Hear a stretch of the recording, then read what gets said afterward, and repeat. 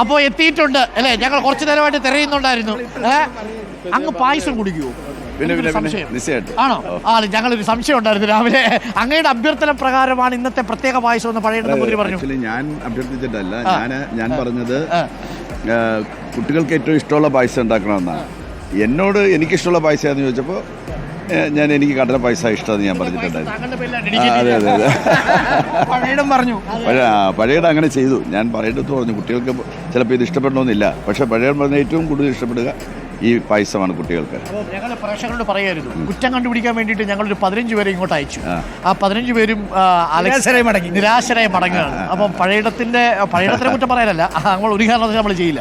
പക്ഷേ സംഘാടക സമിതിക്ക് എന്തെങ്കിലും വീഴ്ചയുണ്ടോ, ഭക്ഷണ വിതരണത്തിൽ ഈച്ചയുണ്ടോ എന്നൊക്കെ നോക്കാനായിട്ടാണ് ഞങ്ങൾ വന്നത്. പക്ഷേ ഒരു ഈച്ചയും കണ്ടെത്താൻ പറ്റിയില്ല എന്നൊരു സന്തോഷ വിവരം താങ്കൾ അറിയിക്കുന്നു. അപ്പോൾ വളരെ മികച്ച രീതിയിലാണ് അതിൻ്റെ സംഘാടനം, വിതരണവും ഗംഭീരമായിട്ടുണ്ട്.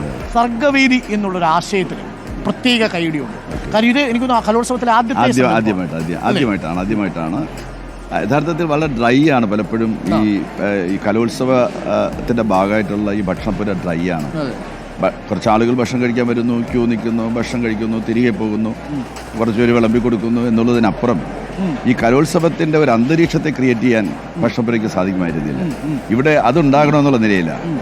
ഭക്ഷണം കഴിക്കാൻ വരുന്നവരും അവരുടെ എസ്കോർട്ടായിട്ട് വരുന്ന ടീച്ചർമാർ, അതുപോലെ തന്നെ മറ്റാളുകൾ, രക്ഷിതാക്കൾ വരാറുണ്ട്. അപ്പോൾ അവരെല്ലാവരും അവർക്ക് ഇരിക്കാൻ സൗകര്യമായിട്ട് ഇരിക്കാനൊരിടം, ആ സമയത്ത് സന്തോഷത്തോടു കൂടി പാട്ട് കേൾക്കാനുള്ള നമ്മൾ ഈ ഇന്റർനാഷണൽ ഫിലിം ഫെസ്റ്റിവൽ സംഘടിപ്പിച്ച് വിസ്മയിപ്പിച്ചു.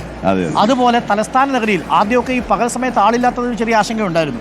അത് ഒഴിച്ചു നിർത്തിയാൽ കലോത്സവത്തിലെ ഈ സായാഹ്നങ്ങൾ ഗംഭീരമായിരുന്നു അല്ലേ? ഉജ്ജ്വലമായിരുന്നു. അങ്ങനെ ഒരു വ്യത്യസ്തത കൂടി ഈ കലോത്സവത്തിൽ ഇടവേളകളില്ലാതെ തിരുവനന്തപുരം നഗരത്തിൽ ഇത്തരം ഉത്സവം നടക്കുകയാണ്. ഇപ്പോൾ പുഷ്പോത്സവം, ലക്ഷക്കണക്കിന് ആളുകളാണ് പുഷ്പോത്സവത്തിൽ പങ്കെടുത്തത്. പിന്നെ ഫിലിം ഫെസ്റ്റിവൽ ലക്ഷങ്ങൾ ഒഴുകുകയായിരുന്നു. തൊട്ടു പിന്നാലെ യുവജനോത്സവം. ആകെ ഒരേ ഒരു പ്രശ്നമുള്ളത്, ഈ പകൽ സമയത്ത് നടത്തി കഴിഞ്ഞാൽ തിരുവനന്തപുരത്ത് ആളുകൾ തിരക്കുമല്ലോ, മറ്റു ജോലികൾക്ക് പോകുന്നവരുണ്ട്. പക്ഷെ വൈകുന്നേരം ആവുന്നതോടുകൂടി ഒഴുകിയെത്തും. അതാണ് തിരുവനന്തപുരത്തിൻ്റെ ഒരു പ്രത്യേകത. ഇതാണ്. പക്ഷെ സംഘാടനം കൊണ്ട് വിസ്മയിപ്പിച്ചു എന്ന് നമുക്ക് പറയാതിരിക്കാൻ നിർവാഹമില്ല.